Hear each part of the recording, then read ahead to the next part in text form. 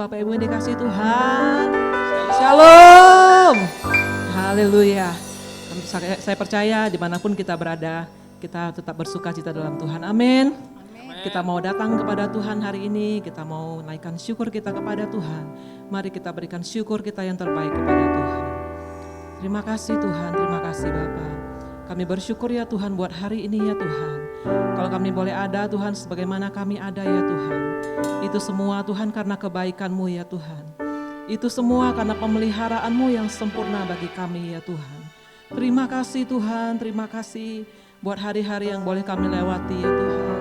Kami mengucap syukur ya Tuhan, apapun keadaan kami Tuhan. Kami mau naikkan syukur kami kepadamu ya Tuhan. Terima kasih Tuhan, terima kasih.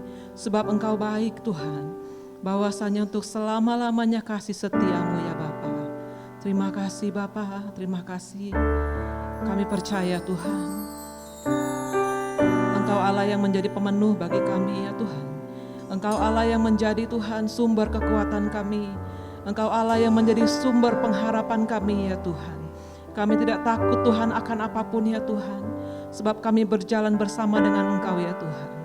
Terima kasih Tuhan, terima kasih. Terima kasih Bapa.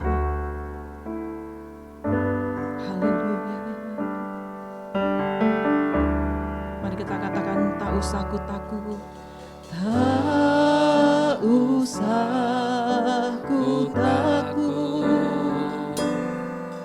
Allah menjagaku. Tak usah ku bimbang, sebab Yesus memeliharaku. Yesus peliharaku. Tak usah ku susah, Roh Kudus hiburku. Roh Kudus hiburku. Tak usah ku cemas, Dia memberkatiku. Mari katakan El Shaddai, El Shaddai, El Shaddai,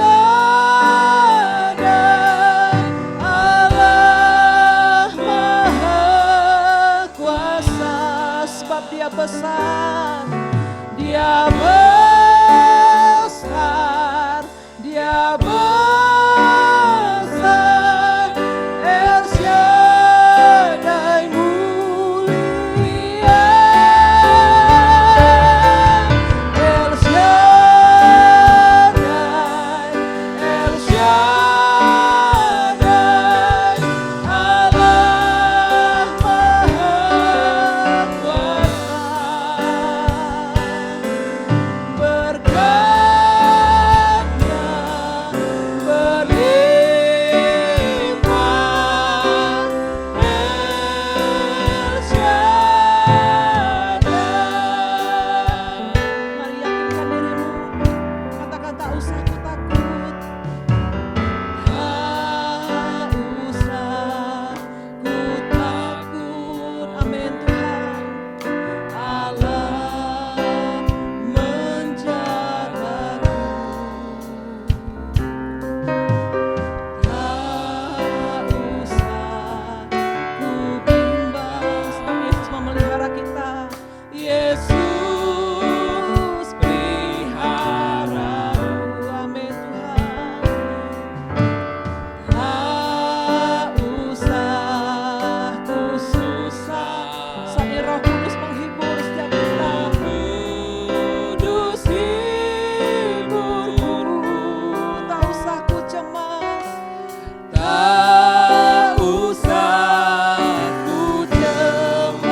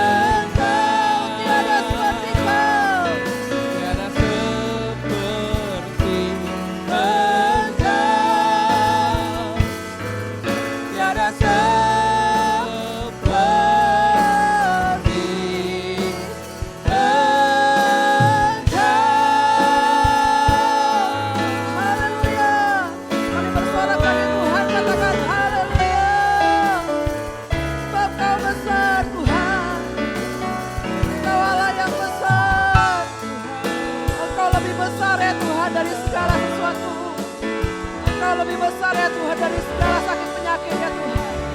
Engkau lebih besar ya Tuhan dari setiap masalah kami ya Tuhan. Engkau Allah yang terbesar ya Tuhan dalam hidup kami ya Tuhan.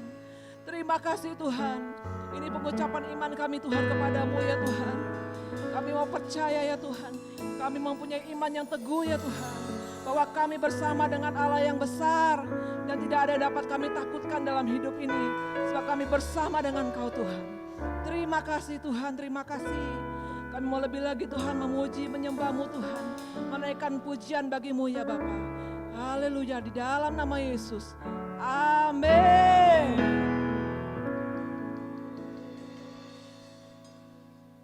Haleluya. Bapak Ibu sekalian yang ada di rumah, dunia boleh berkata bahwa hari-hari ini adalah hari yang buruk. Orang-orang di sekitar kita boleh berkata negatif, bukan berkata positif. Tapi kita umat-umat yang percaya kepada Tuhan, kita tahu bahwa Tuhan Allah itu adalah Allah yang baik. Amin. Allah yang tidak pernah berubah dari dulu, sekarang, bahkan sampai selama-lamanya. Haleluya. Haleluya.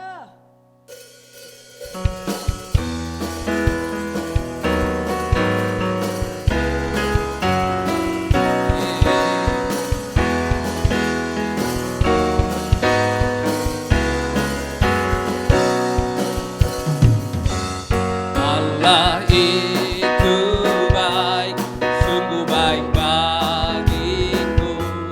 Ditunjukkannya kasih setianya. Dia menyediakan yang ku perlukan, menyatakan kebaikan, menyatakan kebaikan, menyatakan kebaikannya padaku. Katakan sekali lagi, Allah itu baik. Itu baik, sungguh baik bagiku. Ditunjukkannya kasih setianya. Dia menyediakan yang ku perlukan, menyatakan kebaikan, menyatakan kebaikan, menyatakan kebaikannya padaku. Kasih setiamu Tuhan, setianya tak pernah berubah, dulu, sekarang, dan selamanya. Ajaib Kau kuasa dalam namanya. Yesusku luar biasa. Kasih setia Tuhan, kasih setianya tak pernah berubah, dulu, sekarang, dan selamanya. Ajaiblah kuasa dalam namanya. Yesusku luar biasa.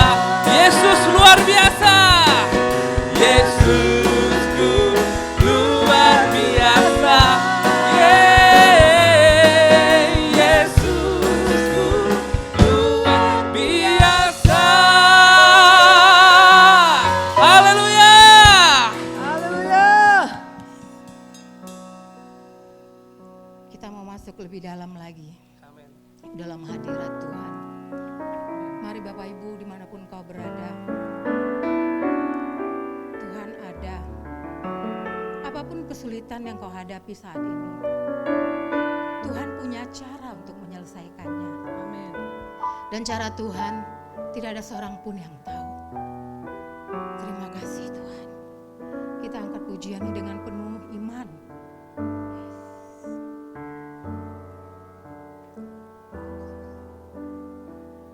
Kau selalu punya cara untuk menolongku.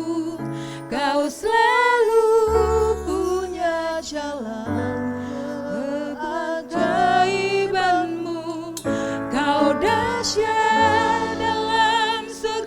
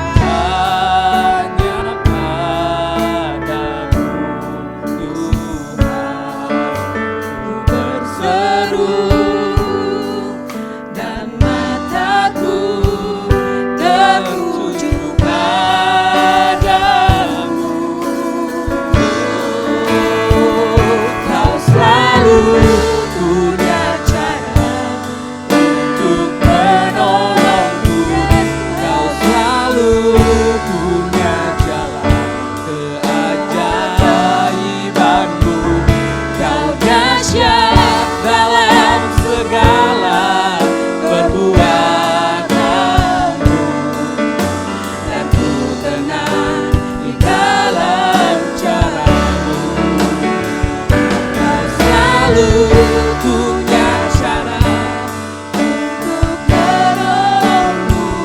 Kau selalu punya jalan keajaibanmu. Kau dahsyat dalam segala perbuatanmu, dan ku tenang di dalam caramu. Oh, kau selalu punya cara untuk menolongku. Kau selalu punya jalan keajaibanmu. Kau dahsyat dalam segala perbuatanmu, dan ku tenang di dalam caramu. Kami tahu Tuhan, kalau tanpa Tuhan, kami tidak bisa berbuat apapun Bapa. Karena itu kami mau percayakan hidup kami ke dalam tangan Tuhan. Karena kami tahu, kami punya Bapa yang luar biasa, yang selalu peduli akan kehidupan umat-umatnya Tuhan. Kami mau hari ini lebih lagi Tuhan, untuk mengandalkan Tuhan, untuk jalan tetap di jalan Tuhan, untuk tetap mengikuti Tuhan, untuk tetap belajar akan Tuhan dalam setiap nafas hidup kami. Terima kasih Tuhan, karena kami tahu jalan-Mu adalah yang terbaik Tuhan. Yes, ya Yesus. Yes,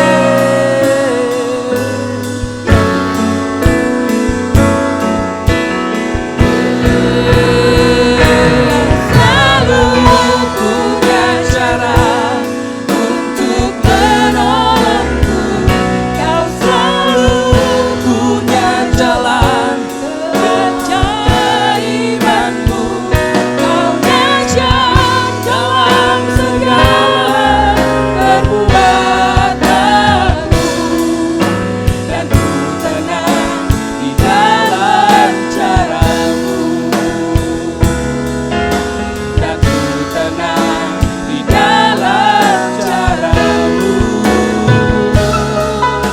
Dan ku tenang di dalam caramu.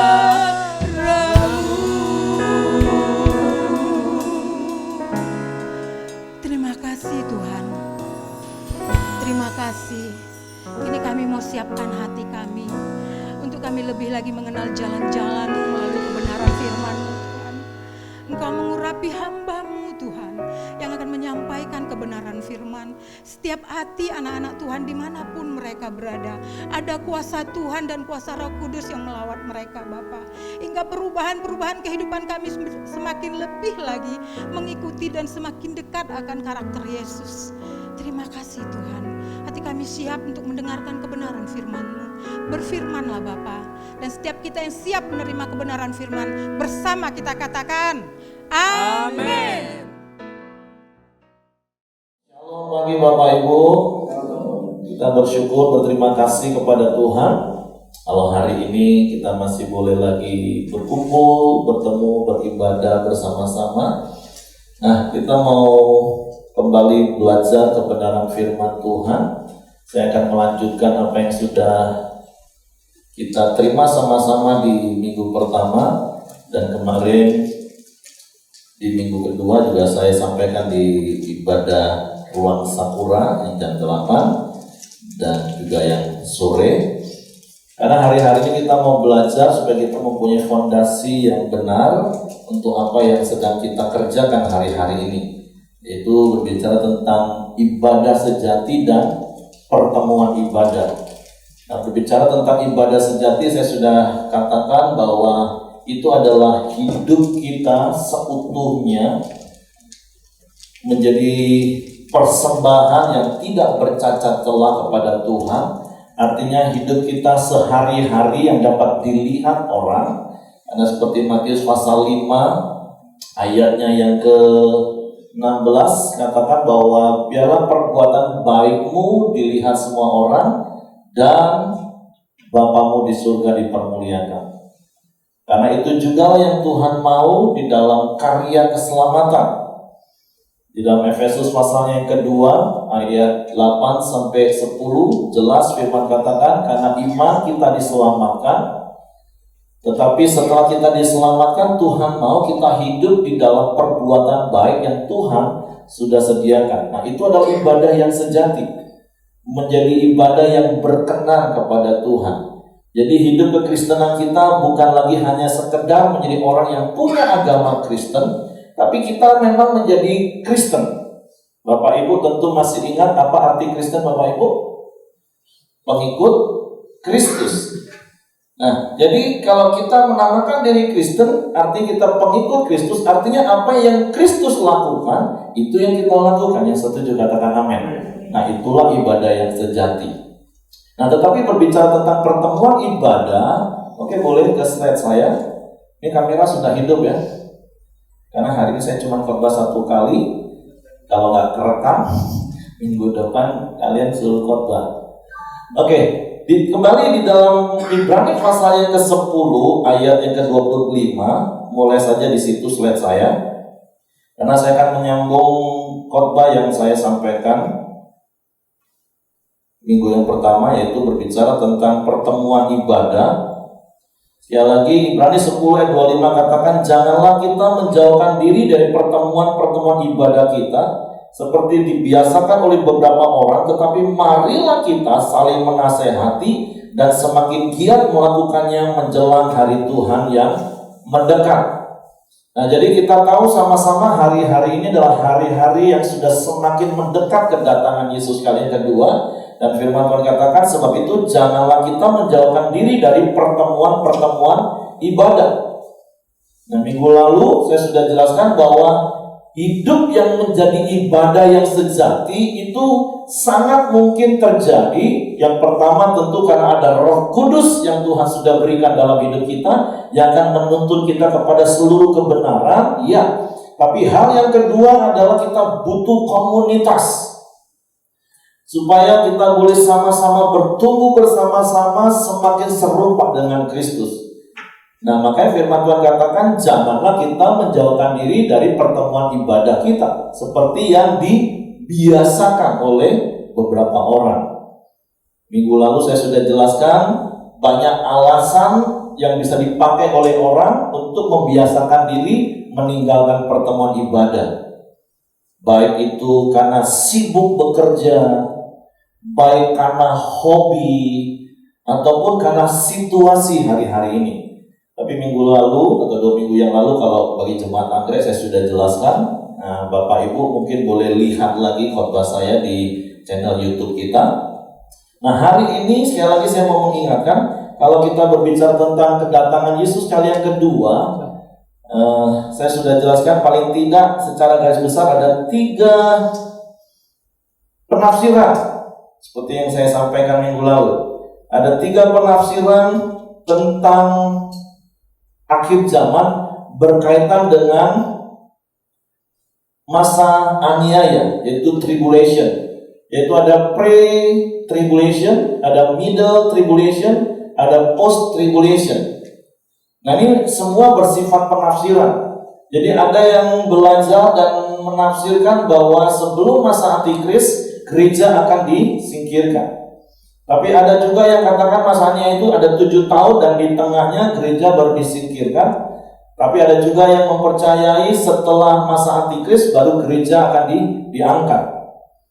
Nah, seperti minggu lalu saya katakan, Kak Edi sampaikan dari apa yang dia belajar, kita harus mempersiapkan jemaat itu untuk memasuki masa aniaya. Karena apa yang Kak Edi belajar, dia mempunyai pemahaman kita harus belajar bahwa gereja akan diangkat setelah masa aniaya. Jadi Bapak Ibu, kita akan siapkan hati kita, siapkan hidup kita, siapkan kekristenan kita untuk memasuki masa aniaya. Tapi Kak Edi juga ngomong gini, tapi kalaupun ternyata dia salah dan yang benar itu adalah pre-tribulation, artinya sebelum masa antikris gereja udah diangkat, ya puji Tuhan. Bisa paham Bapak Ibu ya? Nah makanya kenapa Tuhan katakan tadi, firman Tuhan katakan dalam Ibrani pasal 10 ayat 25, jangan membiasakan diri untuk menjauhkan diri dari pertemuan ibadah. Nah minggu lalu saya juga sudah sampaikan kegunaannya itu banyak hal. Karena 1 Timotius pasal 4 katakan ibadah itu berguna dalam segala hal. Di dalam pertemuan-pertemuan ibadah seperti inilah kita akan menjadi semakin kuat, saling menguatkan satu dengan yang lain. Kenapa? Kalau kita baca dulu di dalam kitab Daniel pasal ke-11 ayat 35, firman Tuhan berkata seperti ini, sebagian dari orang-orang bijaksana itu akan jatuh, supaya dengan demikian diadakan apa? Pengujian, penyaringan, dan pemurnian di antara mereka sampai pada akhir zaman. Sebab akhir zaman itu belum mencapai waktu yang telah ditetapkan. Nah, menjelang akhir zaman, firman Tuhan katakan akan ada apa? Pengujian, penyaringan, dan pemurnian. Nah, hanya orang-orang yang lolos seleksi dan hidupnya dimurnikan terus-menerus. Kalau kembali kepada Roma pasal 12, itu katakan mengalami pembaharuan akal budi, mengalami metamorfose, sehingga kita mengenal dan tahu mana yang baik, mana yang berkenan kepada Allah, dan mana yang sempurna. Nah itu orang-orang yang akan masuk dalam ukuran. Kalau kita baca di dalam Wahyu pasal yang ke-11, firman Tuhan katakan pelataran gak usah diukur lagi. Yang diukur itu yang ruang kudus dan ruang maha kudus. Nah kalau kita baca juga di dalam Wahyu pasal ke-17 ayat 14 katakan, mereka akan berperang melawan anak domba, tetapi anak domba akan mengalahkan mereka, karena ia adalah Tuhan di atas segala Tuhan dan Raja di atas segala Raja. Mereka bersama-sama dengan dia juga akan menang, yaitu apa? Mereka yang terpanggil, yang telah dipilih, dan yang setia. Jadi hari-hari terakhir ini akan ada banyak pengujian. Bahkan kalau kita melihat apa yang Yesus sampaikan di dalam Injil Matius di fasa-fasa terakhir, maka akan ada pemisahan antara gadis yang bodoh dan gadis yang bijaksana, antara domba dan kambing. Dan saya berdoa setiap kita jemaat yang ada di Pelita Community adalah jemaat yang akan masuk dalam seleksinya Tuhan, dan Tuhan mendapati kita dimurnikan, Tuhan mendapati kita tetap setia sampai akhir. Amin. Nah, supaya hal itu terjadi, sekali lagi jangan membiasakan diri menjauhi pertemuan-pertemuan ibadah. Bahkan firman Tuhan katakan seperti ini di dalam Kisah Para Rasul pasal yang kedua ayat 42. Kita kan banyak belajar dari Kisah Rasul pasal 2 ayat 42 mulai sampai 47. Saya baca dulu satu ayat ini. Mereka bertekun dalam pengajaran rasul-rasul dan dalam persekutuan, dan mereka selalu berkumpul untuk memecahkan roti dan berdoa. Saya langsung sambung dulu Wahyu pasal 3 ayat 10. Karena engkau menuruti firman-Ku untuk tekun menantikan Aku, maka Aku pun akan melindungi engkau dari hari pencobaan yang akan datang atas seluruh dunia untuk mencobai mereka yang diam di bumi. Nah artinya Bapak Ibu, saya mau katakan, kalau kita adalah orang-orang yang tetap tekun melakukan pertemuan-pertemuan ibadah sampai Yesus datang kali yang kedua, sekali lagi menjadi doa dan harapan kita semua, kita akan masuk seleksinya Tuhan, dan kita akan didapati Tuhan, dimurnikan dari hari ke hari, dan kita didapati sebagai orang yang setia sampai akhir. Amin. Sebab itu sekali lagi nasihatnya, jangan meninggalkan pertemuan ibadah. Coba ngomong kanan kiri, jangan tinggalkan pertemuan ibadah. Amin. Jangan biasakan diri alasan apapun. Karena baru situasi seperti ini kita bisa KO, apalagi kalau memang kita harus masuk masa tribulasi tadi. Kita harus mempertahankan iman kita di tengah aniaya. Ini belum aniaya Bapak Ibu. Ini baru aniaya soal bisnis, uangnya jadi dikit. Ini baru aniaya, ini penyakit corona belum menakutkan. Bapak Ibu kalau baca di kitab Wahyu, 5 bulan maut lari. Artinya kita alami sakit tapi gak mati-mati. Ngeri itu Bapak Ibu. Nah kalau orang sampai Wahyu katakan, mereka ngomong ini, mereka akan berkata kepada gunung, batu, runtuhlah menimpa kami, lebih baik mati daripada mengalami hal seperti ini. Wow. Saya gak nakut-nakuti Bapak Ibu, enggak. Tapi saya percaya orang yang benar-benar siap bersama dengan Tuhan, firman Tuhan katakan orang yang bertekun, Tuhan akan lindungi. Amin. Ngomong kanan kiri, jangan terlambat. Jangan nanti kalau sudah nggak ada kesempatan lagi, kan kita bersyukur pemerintah kita masih mengizinkan kita bertemu dan pertemuan ibadah. Jangan nanti kalau sudah nggak bisa ketemu ibadah, baru sibuk mau cari ibadah. Nah, manusia kan sering seperti itu kan Bapak Ibu. Contoh sederhana, kalau lagi sakit gigi, pengen cabut tuh lah. Padahal lagi sakit nggak boleh dicabut. Nanti kalau sudah sembuh nggak rasa sakit lagi, saya jangan. Nah sama kadang lagi diizinkan, nanti kalau sudah giliran sakit baru mau cari, enggak terlambat itu. Nah tapi hari ini saya mau menyampaikan beberapa prinsip tentang pertemuan ibadah. Oke, jadi Bapak Ibu sekali lagi, kalau kurang jelas boleh lihat video khotbah saya sebelumnya supaya bisa nyambung.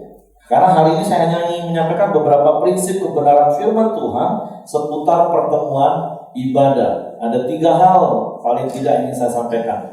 Nah, yang pertama itu ibadah itu bisa dilakukan tiap hari. Nah, saya akan jelaskan pelan-pelan. Dari Kisah Rasul pasalnya yang kedua 46 dan 47 firman Tuhan katakan seperti ini.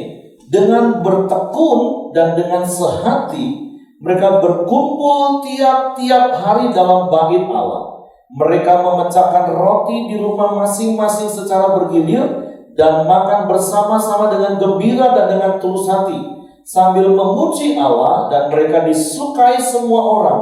Dan tiap-tiap hari Tuhan menambahkan jumlah mereka dengan orang yang diselamatkan. Jadi kebenaran yang pertama yang saya sampaikan bahwa pertemuan ibadah orang percaya itu bisa dilakukan setiap hari. Artinya tidak hanya dibatasi, ibadah orang Kristen itu hari Minggu. Enggak dibatasin.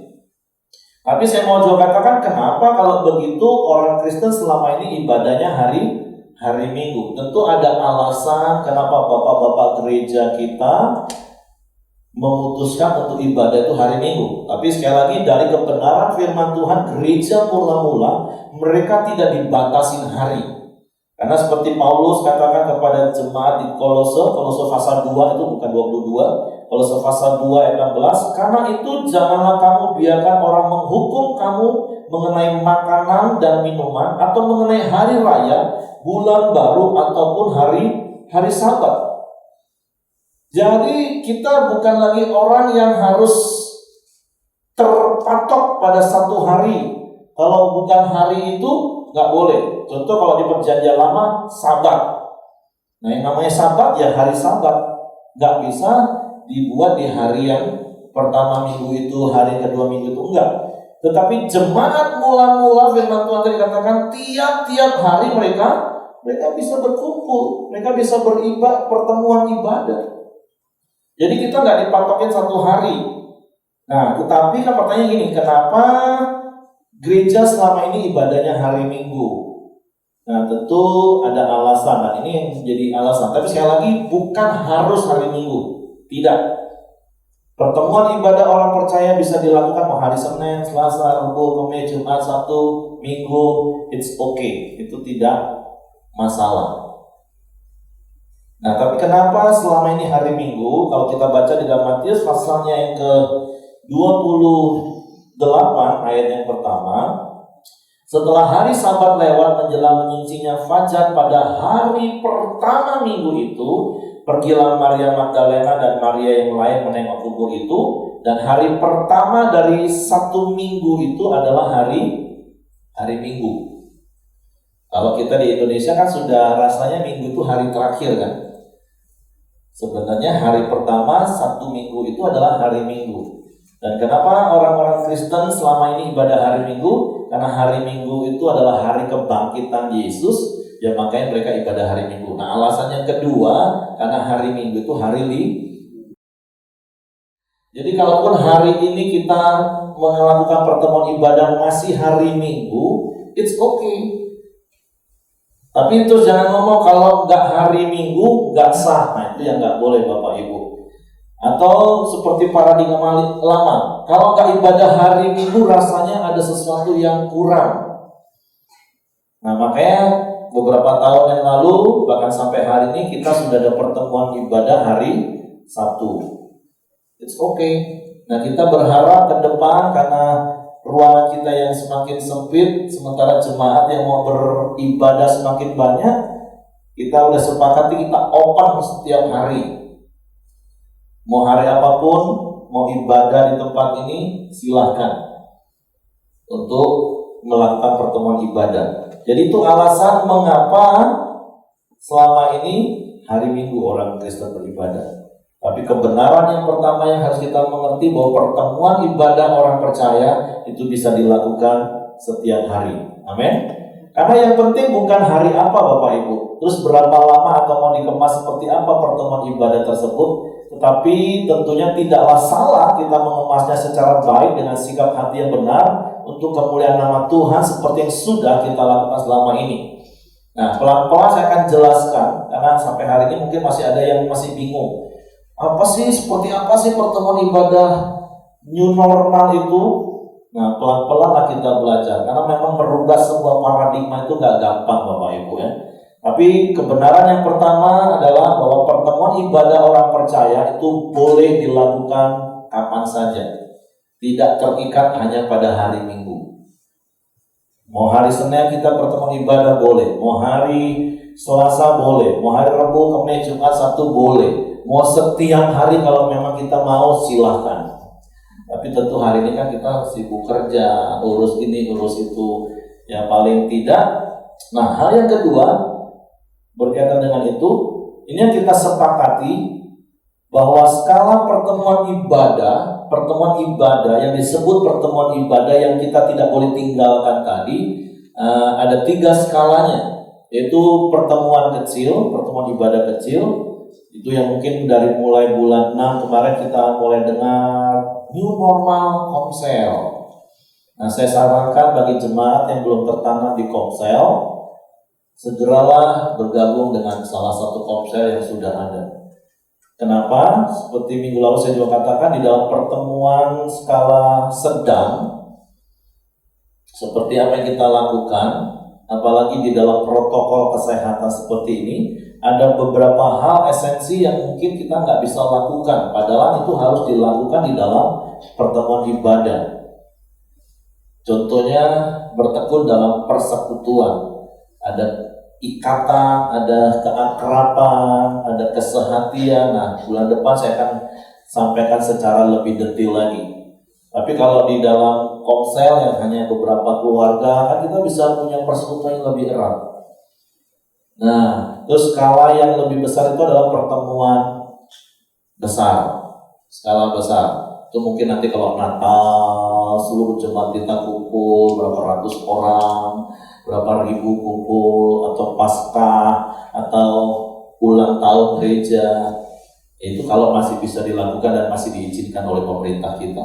Tapi itu nggak terlalu esensi bagi saya. Yang penting Bapak Ibu minimal Bapak Ibu punya pertemuan ibadah itu di dalam komsel, itu minimal. Karena seperti minggu lalu saya juga katakan, kalau ada beberapa jemaat yang masih belum nyaman ketemu dalam skala yang lebih besar seperti sekarang, ya udah. Tapi jangan jadi alasan untuk kau nggak melakukan pertemuan ibadah. Minimal di komsel.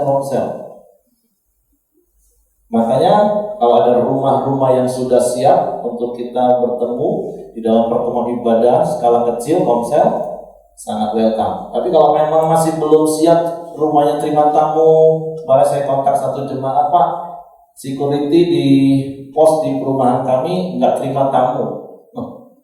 Pos security aja nggak terima tamu, gimana mau sampai ke rumah? Ya sudah, nggak apa-apa kalau gitu. Lain kali kalau keadaan sudah lebih baik, kita berkomsel di rumah ibu. Nah, tapi sekali lagi, skala pertemuan ibadah itu 3, yaitu komsel, terus yang skala sedang seperti ini, dan yang besar. Artinya kalau Bapak Ibu, sekali lagi saya ulangi, kalau seandainya belum nyaman dalam pertemuan yang sebesar ini, it's okay, nggak apa-apa. Tapi jangan sampai juga tidak komsel. Amin. Nah, jadi kita harus melakukan pertemuan ibadah. Nah, secara cepat yang ketiga, nah ini adalah esensi yang harus ada dalam pertemuan ibadah. Nah, ini yang penting Bapak Ibu. Jadi kalau kita baca di dalam Kisah Para Rasul, pasalnya yang kedua tadi, ayat yang ke-42, hubungan pasal 22, pasal 2, mereka bertekun dalam pengajaran rasul-rasul dan dalam persekutuan, dan mereka selalu berkumpul untuk memecahkan roti dan berdoa. Nah, 4 hal ini yang harus dilakukan dengan tekun di dalam setiap pertemuan ibadah. Yang pertama apa? Bertekun dalam pengajaran rasul-rasul, yaitu firman Tuhan. Yang kedua, bertekun di dalam persekutuan. Yang ketiga, bertekun di dalam memecahkan roti.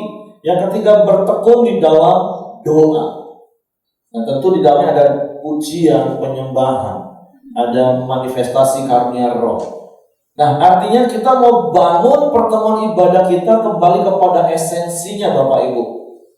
Karena hari-hari ini perenungan saya secara pribadi, Bapak Ibu ya, tanpa bermaksud hal yang lain, tapi ini perenungan saya pribadi, seperti yang saya katakan, definisi ulang hidup saya, definisi ulang pelayanan saya, definisi ulang pertemuan ibadah.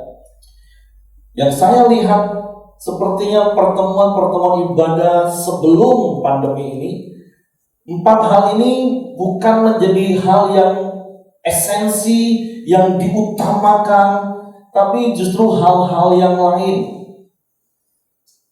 Orang lebih fokus pada fasilitas gedung, orang lebih fokus pada fasilitas musik, orang lebih fokus pada performance. Sekali lagi itu tidak salah, Bapak Ibu, itu nggak salah. Tapi sikap hati benar. Makanya ketika persiapan meeting untuk pertemuan ibadah Sakura khususnya, mereka tanya kepada saya gini, Pak, jadi apa bedanya pertemuan ibadah new normal dan pertemuan ibadah sebelumnya? Saya bilang yang berbeda itu cuma paradigmanya. Kalau Bapak Ibu masih ingat khotbah saya di awal waktu kita ibadah online, saya berkata seperti ini, saya berharap beberapa bulan ke depan Tuhan akan mendefinisi ulang hidup kita supaya kita mengerti esensi ibadah itu apa. Esensi ibadah itu adalah pertemuan dengan Tuhan secara pribadi, dan fokus dari sebuah ibadah itu adalah Tuhan itu sendiri. Karena tanpa sadar yang saya perhatikan, gereja akhirnya mulai, kalau saya boleh pakai bahasa istilah ini, agak mulai menyimpang dari apa yang harusnya dilakukan. Orang lebih fokus pada performance, orang lebih fokus pada penampilan, orang lebih fokus pada fasilitas. Sehingga banyak istilah-istilah gini, waduh WL tadi gak ngangkat ya. Waduh hari ini hadirat Tuhan terasa kuat banget. Waduh hari ini rasanya kering banget. Banyak istilah-istilah kreatif. Seakan-akan kehadiran Tuhan itu ditentukan kalau WL-nya bagus, kalau musiknya sempurna. Enggak seperti itu. Kehadiran Tuhan hanya ditentukan pada satu hal. Matius katakan apa? Di mana 2-3 orang berkumpul dalam namaku, di situ aku hadir. Tapi terus bukan berarti terus kalau itu nggak usah bagus-bagus, Pak, bukan. Kalau semua orang punya sikap hati waktu bertemu dalam pertemuan ibadah itu adalah menyenangkan hati Tuhan, maka semua orang pasti akan memberi yang terbaik. Para WL akan memberi yang terbaik untuk menyenangkan hati Tuhan, bukan seakan-akan dia mau menurunkan hadirat Tuhan, bukan. Pemain musik akan main yang terbaik bukan asal-asalan, karena hidupnya itu adalah persembahan yang berkenan kepada Tuhan. Begitu juga dengan jemaat datang beribadah itu menyenangkan hati Tuhan, bukan menyenangkan diri sendiri. Tapi akhirnya gereja jadi seperti bisnis. Produsen harus memuaskan kebutuhan konsumen. Kalau konsumen maka disebut, ada istilah di dunia apa? Pembeli adalah raja. Gak suka toko ini, pindah toko sebelah. Gak cocok di toko ini, pindah toko sebelah. Ini duit-duit aku nak cari sesuatu yang memuaskan aku. Nah, gereja gak seperti itu harusnya Bapak Ibu. Makanya kalau kita nanti lihat, harusnya kalau 4 hal ini kita lakukan dengan sungguh-sungguh, dampaknya wow, luar biasa. Tapi hari-hari ini kekristenan jumlahnya gak dengan signifikan, tapi yang terjadi cuma perpindahan. Saya berdoa, saya berharap jemaat sudah mempunyai pemahaman yang betul ketika kita melakukan pertemuan ibadah itu kita benar-benar mau menyenangkan hati Tuhan. Terserah musiknya bagus gak bagus, terserah WL-nya fals gak fals, terserah mau panas atau enggak ruangannya, aku mau menyenangkan hati Tuhan. Jangan lagi punya paradigma akhirnya menyenangkan diri sendiri. Begitu nggak senang ya sudah cari yang lebih menyenangkan dirinya. Nah ini paradigma yang harus dirubah Bapak Ibu. Tapi saya juga berharap Bapak Ibu yang sudah setia hadir hari ini, kalau mau bantu pelayanan jadi singer ya silakan. Yang bisa main musik silakan main musik. Berikan yang terbaik untuk Tuhan, amin. Tapi kalaupun sampai Tuhan Yesus datang, tapi saya percaya enggak. Kalau setiap kita melakukan kebenaran firman Tuhan ini pasti jiwa-jiwa akan bertambah di tempat ini, amin. Kalau kita lihat dampak dari kalau 4 hal ini kita lakukan, kalau kita baca di dalam Kisah Rasul pasal 42 sampai ayat yang 47, nanti di rumah Bapak Ibu baca, tapi saya langsung sampaikan saja. Paling tidak akan terjadi hal-hal seperti ini Bapak Ibu. Yang pertama terjadi mujizat dan tanda. Kalau kita melakukan 4 hal tadi, saya percaya akan terjadi mujizat. Ketika kita bertekun dalam pengajaran firman Tuhan, melakukan firman Tuhan artinya, terus kita ada persekutuan yang erat satu dengan yang lain, kita berdoa tumpang tangan sembuhkan orang sakit, usir setan, wow, itu harusnya gereja. Terus ada kesehatian, persoalan pasti ada, tapi bagi orang yang sehati, persoalan gak akan jadi masalah, amin. Karena ada kesehatian. Terus menjadi jemaat yang rela berkorban, murah hati, itu memberi persembahan. Terus kita akan bertumbuh di jemaat yang setia dan tekun. Terus senantiasa bersukacita. Coba lihat kanan kiri, ada wajah-wajah sukacita. Jangan kalau pertemuan ibadah musiknya gak bagus langsung ini kehilangan sukacita. Seakan-akan sukacita yang ditentukan kalau musiknya bagus, atau kalau khotbahnya menyinggung perasaannya langsung kehilangan sukacita. Kan seringkali saya ngomong gini, kalau dengar khotbah masih tersinggung itu puji Tuhan, berarti masih hidup. Kalau tersinggung harus bertobat, bukan marah. Kalau orang Kristen selama ini kan enggak tersinggung, emang gereja cuma sini. Aku mau cari pendeta yang khotbahnya bagus dengan ini. Kalau perlu lucu, cari aja pelawak Bapak Ibu. Nah, terus ada ketulusan hati, suka memuji Tuhan, disukai semua orang. Nah ini yang harus kita doakan. Tapi saya percaya kalau 4 hal tadi kita lakukan, gereja akan disukai semua orang. Memang tentu di satu sisi Yesus juga pernah katakan kita akan mengalami aniaya, itu wajar. Tapi kalau sampai hidup kita dibenci terus, itu jadi pertanyaan bagi kita Bapak Ibu. Karena firman Tuhan katakan disukai semua orang. Kenapa? Kalau kita melakukan firman Tuhan, pasti kita disukai semua orang. Kalau kita bertekun dalam pengajaran, artinya melakukan firman Tuhan, pasti disenangi semua orang. Ketika ada orang memaki kita, kita senyum. Karena Yesus dimaki, dia nggak balas maki, tapi dia senyum. Ketika ada orang yang nipu kita, kita masih tetap bersyukur dan orang ih kamu hebat ya. Apakah kita nggak disukai semua orang kalau hidup kita seperti itu? Amin. Tapi gereja selama ini enggak. Di gereja mau menyenangkan diri sendiri, di tetangga kanan kiri mau ego menyenangkan diri sendiri, ya sudah kekristenan babak belur. Tapi sekali lagi mari kita lakukan 4 hal tadi. Bertekun dalam pengajaran, bertekun dalam persekutuan, bertekun di dalam pemecahan roti, bertekun di dalam doa tumpang tangan, sembuhkan orang sakit, ada mujizat terjadi. Sehingga bagian terakhir apa? Ada penambahan jiwa baru. Nah ini harusnya terjadi di gereja. Gereja itu kita Bapak Ibu. Gereja bukan gedung sekali lagi. Kalau Bapak Ibu ingat tentang eklesia, gereja itu kita, eklesia itu kita. Dan kalau kita bertekun dalam pertemuan ibadah, kita melakukan 4 hal tadi. Bertekun dalam pengajaran, bertekun di dalam persekutuan, bertekun di dalam pemecahan roti, dan bertekun di dalam doa. Saya percaya hal-hal ini akan terjadi. Yang percaya katakan amin. Amin. Jadi yuk, saya mendorong jemaat. Yang pertama, jangan menjauhkan diri dari pertemuan ibadah. Terus pertemuan ibadah kita ini terserah mau hari apa saja. Kalau hari Minggu seperti ini juga nggak masalah. Terus minimal kita ada di dalam komunitas sel, minimal Bapak Ibu. Terus di dalam pertemuan ibadah kita mari lakukan 4 hal tadi. Hidup bertekun dalam pengajaran Rasul, hidup bertekun dalam persekutuan, hidup bertekun di dalam pemecahan roti, dan bertekun di dalam doa. Amin. Oke, mari kita bangkit berdiri dan kita akan akhiri ibadah kita pagi hari ini. Bapa, kami bersyukur, kami berterima kasih buat pagi hari ini. Kalau kami boleh memuji, menyembah Engkau di tempat ini, dan kami belajar kebenaran firman-Mu.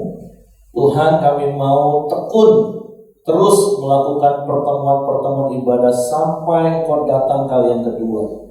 Dan kami mau melakukannya dengan benar, yaitu kami mau bertekun di dalam pengajaran firman, kami mau bertekun di dalam persekutuan, kami mau bertekun di dalam pemecahan roti, dan kami mau bertekun di dalam berdoa Tuhan.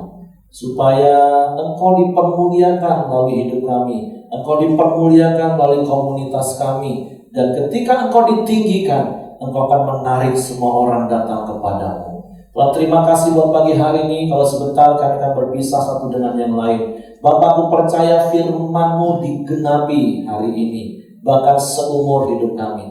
Ketika kami datang beribadah kepadamu, Engkau memberkati roti makanan kami, air minuman kami. Engkau menjauhkan segala sakit penyakit dari tengah-tengah kami. Bapakku berdoa biar sepanjang minggu ke depan ini pemeliharaan-Mu ada, nyata bagi setiap kami, perlindungan-Mu nyata bagi setiap kami Tuhan.